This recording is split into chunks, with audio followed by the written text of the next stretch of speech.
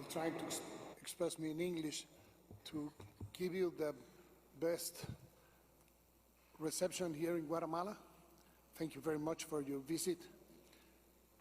For us, it's very important to have you here because it means that Guatemala and the United States can work as a partners with common goals. That kind of goals, there are many. Narco-traffic is one. Immigration, the fight against the corruption, and the needs to build prosperity walls, especially in the departments who are near the border of Mexico. And for that things, we will prepare you many things that we have, that we consider that we can work together. I don't rest me more than give you the thanks for being here. Thank you. The thanks for your cooperation, but this part will be hard in English. I finish in Spanish. Okay. Gracias. Es para nosotros la búsqueda de puntos en común para que podamos trabajar juntos. Desde ya le ofrezco la mejor relación histórica que pueda haber entre Estados Unidos y Guatemala, en donde encontrará un país que desea cooperar, un país que desea unir esfuerzos, un país que, como usted lo habrá podido ya saber, un país de oportunidades todavía. Y la construcción de esas oportunidades es lo que nos va a hacer posible que no perdamos ese bono demográfico, los jóvenes que se nos quieren ir, sino que generemos en Guatemala las condiciones para que puedan encontrar aquí la esperanza que hoy por hoy no tienen, producto de muchos años de atraso en tratar de hacer una transformación económica de este país que incluya a todas las gentes, que incluya a las comunidades rurales, que es en donde mayor pobreza hay, en donde coinciden exactamente con los pueblos indígenas, pueblos originarios, y que debemos de enfocarnos en su desarrollo para que podamos contar con un país que no solo macroeconómicamente es estable, no solo macroeconómicamente llena las expectativas muy por arriba del resto de la región con la forma en que hemos venido trabajando, pero nos hace falta crear en la mente de los guatemaltecos esa posibilidad de generar la esperanza de que es aquí en donde tienen que luchar por construir el país y no luchar por arriesgar su vida a ir a otros países como los Estados Unidos. Así que muchísimas gracias. Sea usted cordialmente bienvenida a nuestro Palacio de Gobierno, en donde ese símbolo que tiene en medio marca el kilómetro cero. Desde aquí se principia a contar los kilómetros y quisimos recibirla aquí en el kilómetro cero porque tenemos muchos kilómetros que recorrer para la prosperidad de nuestra gente y para la seguridad nacional de los Estados Unidos. Bienvenida, señora vicepresidenta. Thank you, Mr. President, and I'm glad to be at ground zero with you. I very much have been looking forward to this trip. We have had many conversations, but it is good to see you in person, and I'm looking forward to the conversation we are having today. I believe that there is a lot of work that we can do together, and today is a continuation of the potential of that work. So thank you for this warm welcome and for the greeting last night when we arrived. Mr. President, I'm very proud that this is my first foreign trip as Vice President of the United States.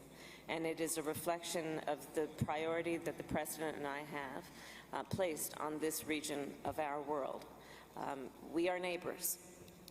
And the position of the United States is that we then are interconnected.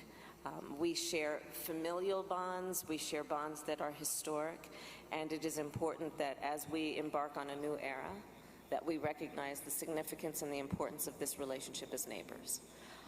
We also believe the world is more than ever before, so obviously interconnected and interdependent. And there are many issues that have made that clear, including most recently the COVID-19 pandemic. So it is in our collective interest that we work together where we can find the possibility of solving problems that are long-standing, problems that are both based on root causes and have manifested themselves in terms of acute factors. We also believe that we share an interest in terms of the United States knowing that our security and prosperity depends on what happens abroad. We are clear that we have a responsibility then to interact, to cooperate, and to work with our allies and our friends around the world. As you know, when I return to the United States, the President will be taking his first international trip as a reflection, again, of our administration's priority on establishing and reestablishing the relationships with our allies around the world. And so I am in Guatemala today to discuss and advance our shared priorities. Foremost among those, as you have mentioned, is addressing migration, and from this region in particular. Mr. President, you and I have spoken about the pride the Guatemalan people have in their country, in their home, in their communities.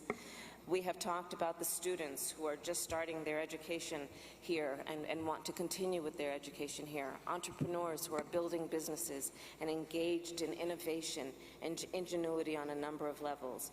We have talked about the farmers who are feeding their neighbors and feeding their neighbors within the country and outside of the country, and therefore the significance of that as part of the economic base of this country, but also based on what it does in terms of contributing to the world and giving to the world.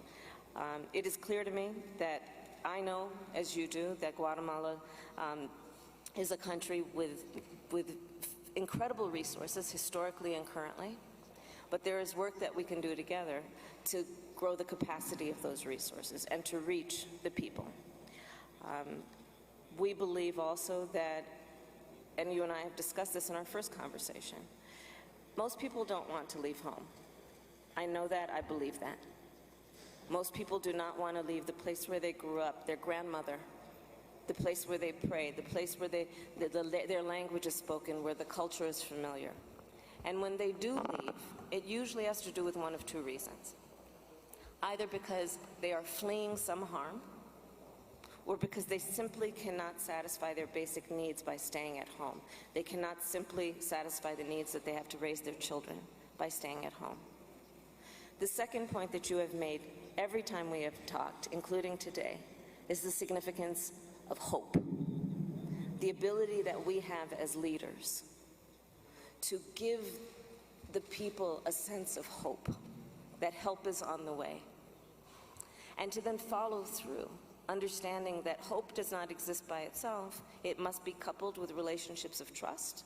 It must be coupled with tangible outcomes in terms of what we do as leaders to convince people that there is a reason to be hopeful about their future and the future of their children.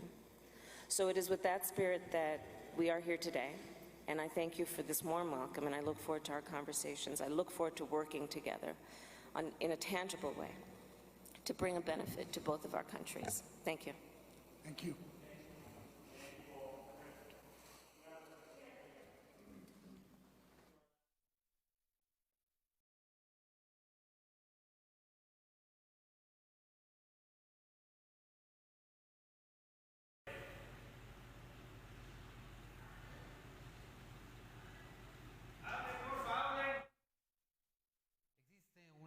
Conversación bilateral en este momento donde se hace énfasis en diversos temas de interés nacional y por supuesto esta reunión bilateral nos permite de alguna manera la búsqueda de puntos en común, así lo refiere el mandatario guatemalteco, y también es una relación histórica.